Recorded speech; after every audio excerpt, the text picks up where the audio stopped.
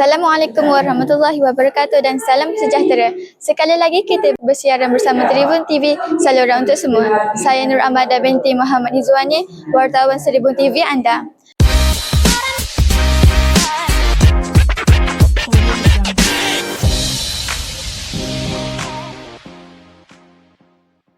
Hari ini, Isnin 27 April 2026, Tribun TV telah bersiaran dalam majlis kunjung mesra dan perasmian Sudut 3K SK Seribung oleh Yang Berusaha Pengarah Pendidikan Negeri Kelantan, Puan Hajah Siti Norina binti Muhammad.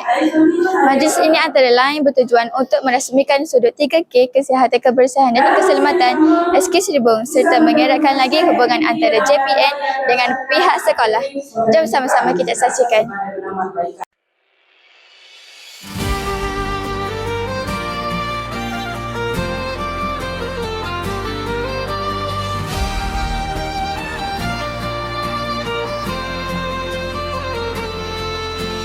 Selamat datang kami ucapkan, tamu dihormati penuh kebanggaan.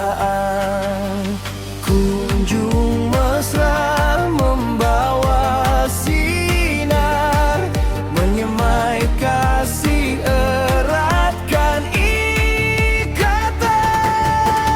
Di Seribung kami berdiri membina masa depan bererti, dengan semangat dan iltizam menuju arah kecemerlangan. Liaka jadi pegangan kebersihan, kesehatan, keselamatan.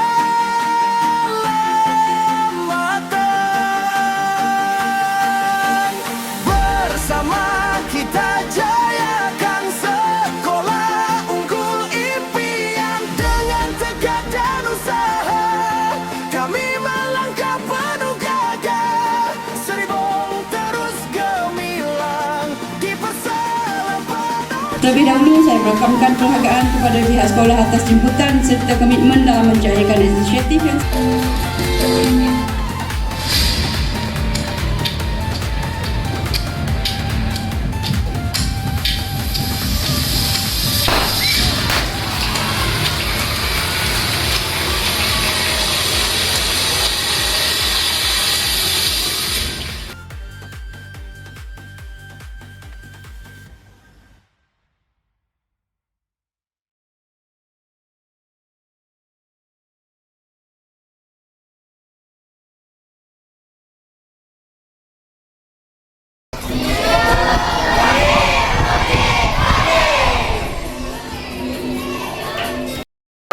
Bersama saya sekarang Yang Berusaha Puan Hajah Siti Norina binti Muhammad, Pengarah Pendidikan Jabatan Pendidikan Negeri Kelantan. Terima kasih kepada Puan Pengarah kerana sudi meluangkan masa untuk bersama dan ditemu ramah oleh Seribung TV. Apakah perasaan Puan apabila hadir dan merasmikan Sudut 3K SK Seribung pada hari ini? saya sangat gembira berada di sekolah pada pagi ini.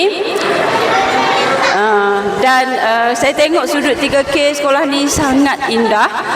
Walaupun seperti yang saya katakan, sekolah ini sekolah lama, tetapi warga sekolah telah berjaya menghias, menjaga kawasan sekolah dengan sangat baik dan saya sangat kagum. Saya melangkah ke sekolah ini dengan harapan kalian akan berjaya kerana kalian adalah anak-anak yang sangat baik yang begitu menjaga sekolah ini. Sekian sahaja liputan Seribung TV dalam majlis kunjung mesra dan perasmian Sudut 3K SK Seribung kali ini. Semoga bermanfaat kepada kita semua. Bertemu lagi di lain liputan. Saya Nur Amada binti Muhammad Nizwani bersama kru-kru penerbitan Seribung TV melaporkan. Sekian, terima kasih.